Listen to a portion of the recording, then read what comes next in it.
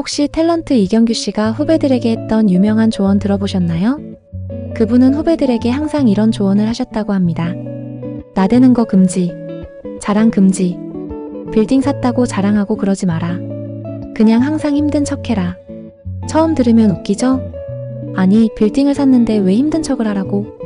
그런데 가만히 곱씹어보면 이 말에 엄청난 인생 철학이 담겨 있다는 걸 알게 됩니다. 자랑이 잠깐은 기분 좋을지 몰라도 그 끝은 사람들 사이의 질투와 미움일 뿐이라는 거죠. 실제로 이경규 씨는 데뷔 이후 지금까지 40년 넘게 큰 사건 없이 꾸준히 사랑받고 있는 몇 안 되는 예능인입니다. 그런데 한번 상상해보세요. 만약 이경규 씨가 매번 방송에서 요즘 먹고 살만하죠. 출연료가 짭짤하거든요. 저 이번에 광고 들어왔거든요. 그걸로 강남에 아파트 하나 샀어요. 하고 자랑하고 다녔다면 어땠을까요? 그랬다면 후배들에게는 존경은커녕 아마 신문 일면에 이렇게 떴을 겁니다. 예능인 이경규 발언 논란. 강남에 아파트 못 산 사람들은 먹고 살기 힘들겠다. 어때요? 이경규 씨가 이런 말을 전혀 하지 않았더라도 아마 신문 기사에는 이런 식으로 과장된 기사가 올라오지 않았을까요? 자랑은 참 묘합니다. 하는 사람은 이 정도는 괜찮겠지 생각하지만 듣는 사람 입장에서는 작은 자랑도 부풀려지기 마련입니다. 아, 나도 저렇게 잘 나갔었으면 좋았을 텐데 하며 스스로를 비교하게 만들고 때론 괜한 박탈감까지 느끼게 되죠. 이경규 씨의 조언이 바로 이런 맥락에서 나온 게 아닐까 싶습니다. 그렇다면 대체 이 자랑이라는 게 왜 우리를 이렇게 힘들게 할까요? 그리고 어떤 자랑이 특히 더 사람의 마음을 아프게 하고 관계를 깨트릴까요? 오늘은 이 이야기를 한번 나눠보려고 합니다. 지금부터 말려낸 웃음꽃과 함께 절대 하면 안 되는 자랑 4가지 함께 알아볼까요? 절대 하면 안 되는 자랑 그 첫 번째, 자식 자랑. 자식이 잘 되면 부모로서 그 기쁨을 나누고 싶은 건 당연한 일입니다. 자식의 성취는 부모의 노력과 사랑이 담긴 결과니까요. 그래서 자식 이야기가 대화의 주제가 되는 건 자연스러운 일입니다. 하지만 이 자랑이 때로는 의도치 않게 다른 사람의 마음에 상처를 줄 수도 있다는 사실 혹시 생각해 보셨나요? 자식을 키우며 겪었던 고생과 걱정은 부모라면 누구나 공감할 수 있는 부분입니다. 그래서 한 친구가 자신의 자식을 자랑할 때 처음에는 진심으로 축하해주고 맞장구를 쳐줍니다. 정말 대단하네. 어쩜 그렇게 똑똑할까? 하지만 시간이 지나면서 그 자랑이 자꾸 반복되거나 선을 넘게 되면 이야기는 조금씩 다른 방향으로 흐르기 시작합니다. 거듭된 자랑으로 기분이 나빠진 상대방이 자랑 대상을 깎아내리거나 아니면 자랑을 하던 사람이 흥에 취해 남을 가르치려거나 지적하는 태도로 변하게 되는 것. 정말 많이 겪어보셨을 텐데요. 이런 대화들을 듣고 있으면 속으로는 이런 생각을 하게 됩니다. 우리 애도 저렇게 잘했으면 좋았을 텐데 나는 왜 저렇게 못할까? 자식 이야기를 나누는 자리에서 이런 감정이 생기면 대화는 공감 대신 비교로 가득 차게 됩니다. 자식 자랑은 이렇게 듣는 사람에게 비교와 열등감을 느끼게 하고 대화가 갈등의 씨앗이 되기도 합니다. 그뿐만 아니라 자랑은 때때로 자식에게도 부담을 줄 수 있습니다. 부모가 친구들 앞에서 자랑스럽게 말한 내용이 자식에게는 과도한 기대와 압박으로 다가올 수도 있습니다. 엄마가 이렇게까지 자랑했는데 내가 그 기대를 채우지 못하면 어떡하지? 이런 생각이 쌓이면 자식은 부모와의 관계에서조차 부담을 느끼게 됩니다. 부모의 자랑이 의도치 않게 자식의 삶에 무게를 더할 수 있다는 점 다시 한번 생각해 볼 필요가 있지 않을까요? 자랑이 반복되다 보면 친구들 간의 관계에도 영향을 미칩니다. 저 사람 만나면 늘 자식 얘기뿐이야. 그 사람 앞에서는 우리의 이야기를 꺼내기도 부담스러워. 이런 인식이 쌓이면서 대화는 점점 더 얕아지고 관계는 멀어질 수 있습니다. 자식 자랑이 듣는 사람과 자랑하는 사람 모두에게 더 큰 부담을 안기게 되는 이유입니다. 그렇다면 대체 왜 자식 자랑질을 하는 걸까요? 그리고 왜 한번 시작된 자식 자랑질은 멈추기가 어려운 걸까요? 그건 자식 자랑이 부모에게 심리적인 보상을 주기 때문입니다. 우연한 계기로 누군가로부터 자식을 칭찬받은 부모는 내 자식이 인정받았다는 만족감을 느끼고 그 경험을 반복하려는 경향이 있습니다. 그래서 이제 자신이 스스로 자랑을 하면서 다시금 자식을 칭찬받고 싶은 거죠. 문제는 이런 자랑이 이어질수록 대화가 자랑 대 자랑으로 흐르게 된다는 점입니다. 서로 자신의 자식을 더 돋보이게 하려는 이야기가 이어지면서 대화는 공감과 연결에서 멀어지게 됩니다. 그렇다면 자식 자랑을 하고 싶을 때는 어떻게 하면 좋을까요? 바로 성취에 대한 자랑 대신 노력에 대한 공감을 유도하면 됩니다. 예를 들어 자식의 성취를 자랑하기보다는 그 과정을 이야기하며 공감대를 만들어 보는 겁니다. 우리 손주가 요즘 고생 좀 했는데 그래도 잘 버티더라. 하고 말이죠.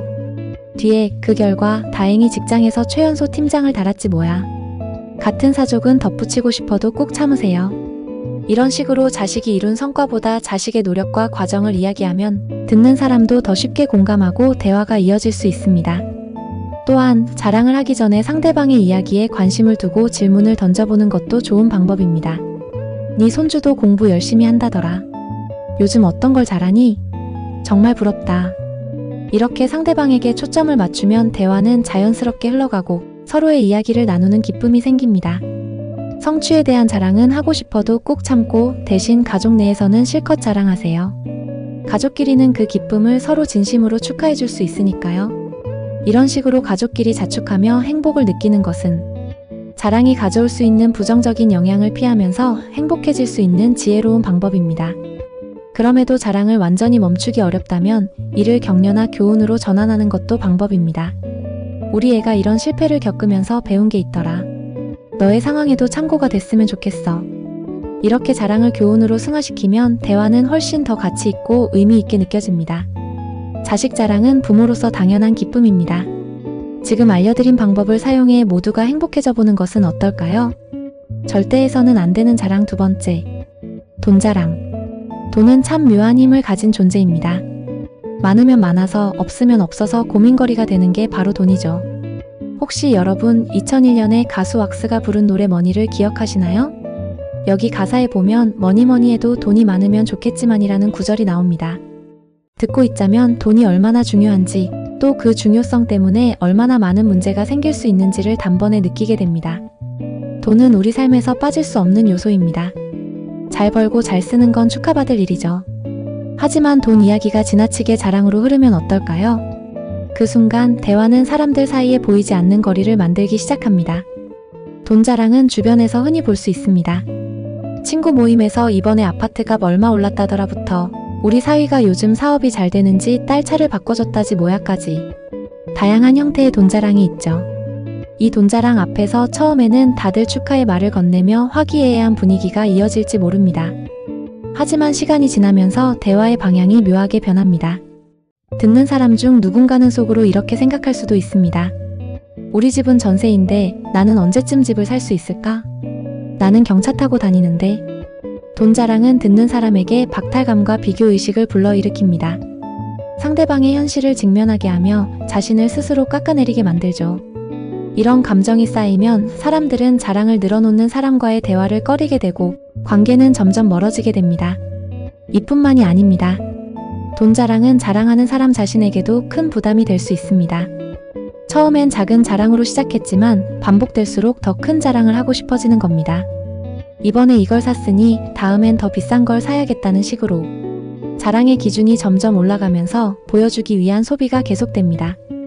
결국 이런 과시소비는 경제적 부담으로 돌아와 자랑하는 사람 자신에게도 스트레스를 줍니다. 그러니 여러분, 앞으로는 돈 자랑을 하고 싶을 때 조금 다른 접근을 해보는 건 어떨까요? 돈 자랑을 하려는 순간 다음과 같은 대화법을 떠올려 보세요.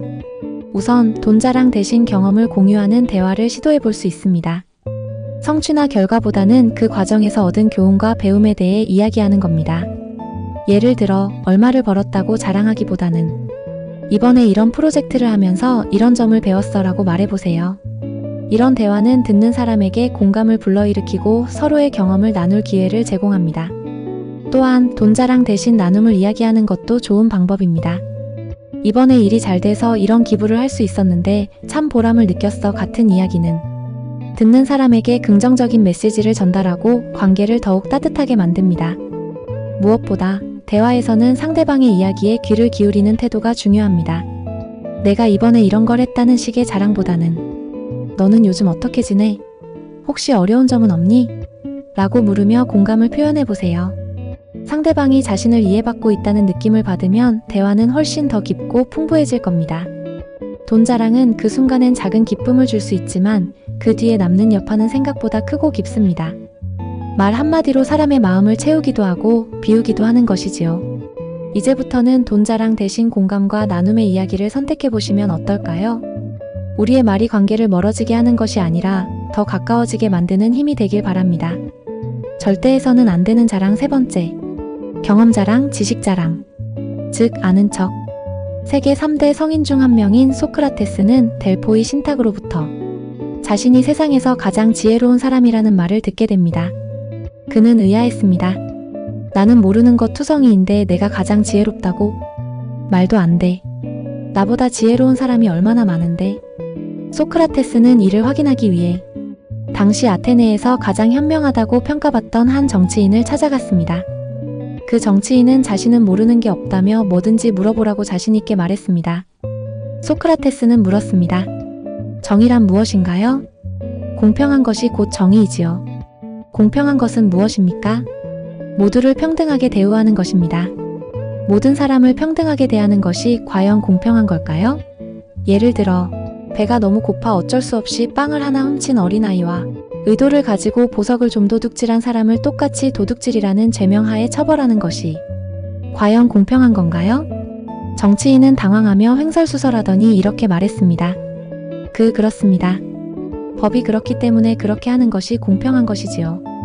법은 지키라고 있는 것이니까요. 소크라테스는 마지막으로 이렇게 물었습니다. 그러면 만약 법 자체가 정의롭지 않은 법이라면 그것을 따르는 것은 정의입니까? 따르지 않는 것이 정의입니까? 결국 정치인은 아무 말도 하지 못했다고 해요.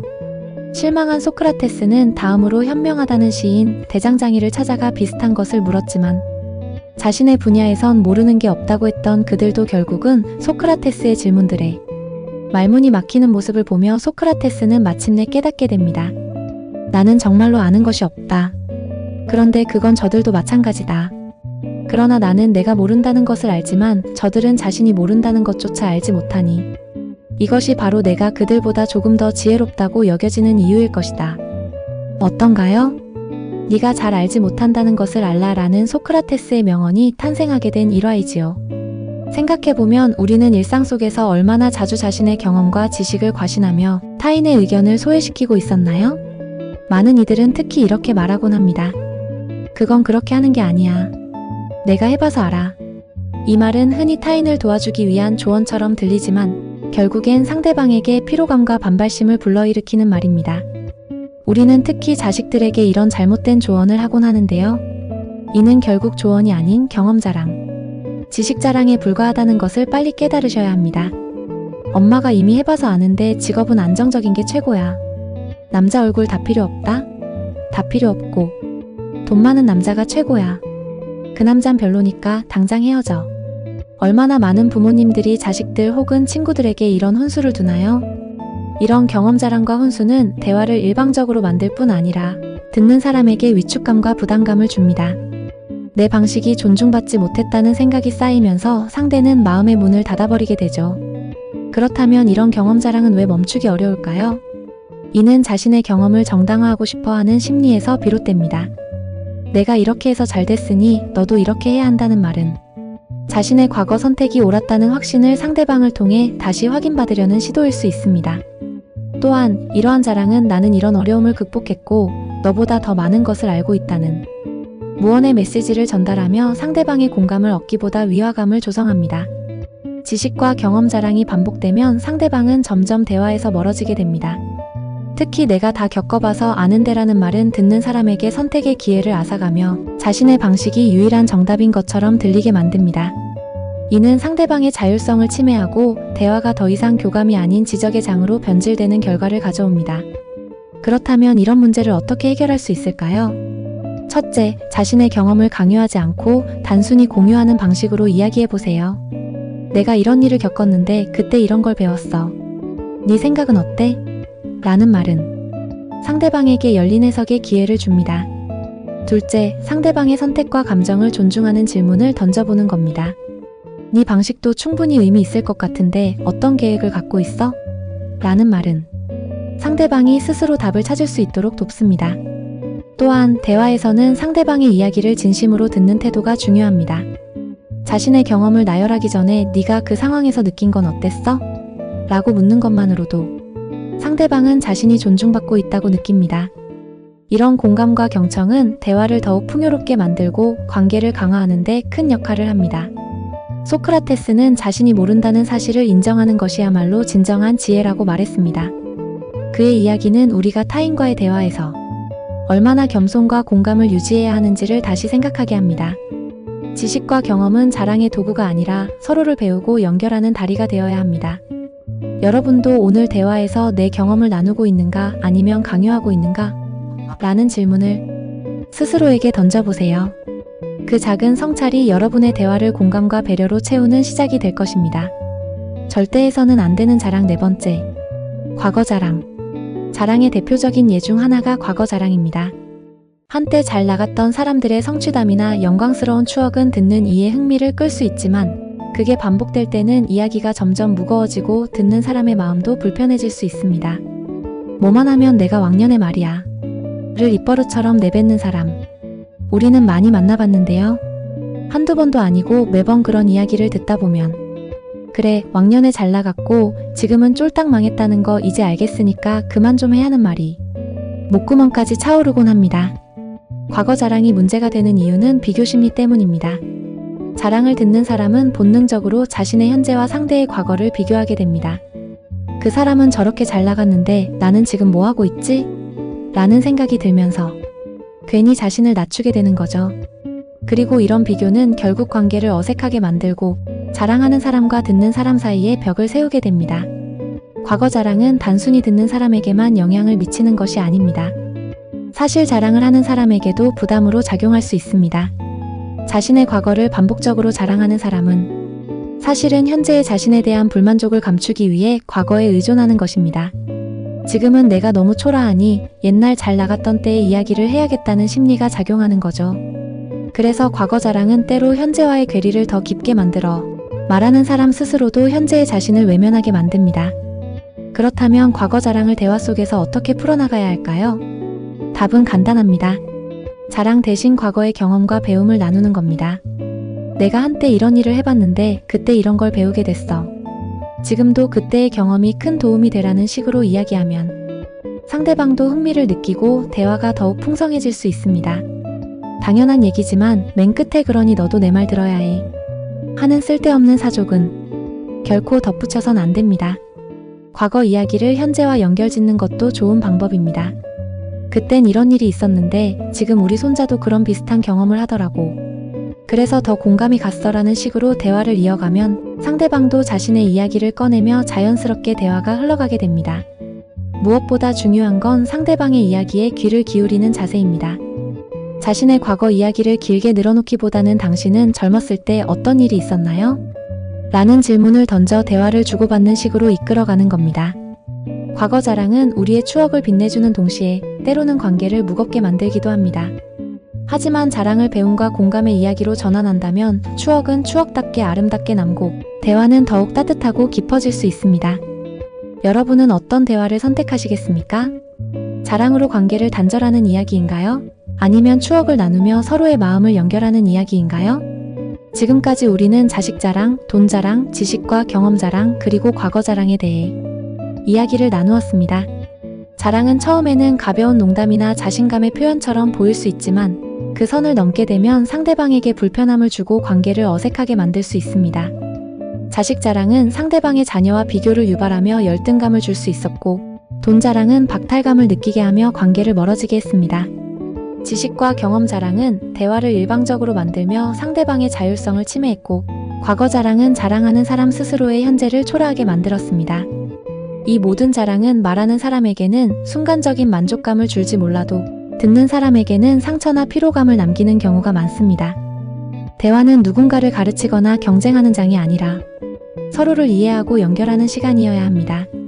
상대방의 이야기에 공감하고 자신의 경험을 강요가 아닌 공유로 풀어낼 때 대화와 관계는 훨씬 더 따뜻하고 의미 있는 방향으로 흘러갑니다. 결국 중요한 것은 우리가 대화에서 무엇을 선택할 것인가입니다. 자랑이 아닌 공감을, 강요가 아닌 배려를 선택할 때 대화는 더 이상 무거운 경쟁의 장이 아니라 서로를 지지하고 배우는 시간이 될 것입니다. 여러분도 오늘 누군가와 대화를 나눌 때 나는 지금 이 이야기를 통해 상대방과 무엇을 나누고 있는가? 를 한번 생각해 보세요. 말은 사람과 사람을 이어주는 다리이자 마음을 채우는 도구입니다. 마지막으로 여러분이 지금 이 순간 바로 마음이 따뜻해질 수 있는 방법을 공유하겠습니다. 그것은 바로 구독과 좋아요, 알림 설정, 댓글을 통해 저희를 응원해주는 것입니다. 농담이 아니라 그냥 보고 넘어갈 수 있는 영상에 작은 따뜻함을 발휘해 주신다면 행복이란 나눌수록 커지는 법. 여러분의 마음도 반드시 따뜻해지실 거라 믿습니다. 오늘도 여러분의 대화가 따뜻한 공감으로 채워지길 바라며 지금까지 말려낸 웃음꽃이었습니다.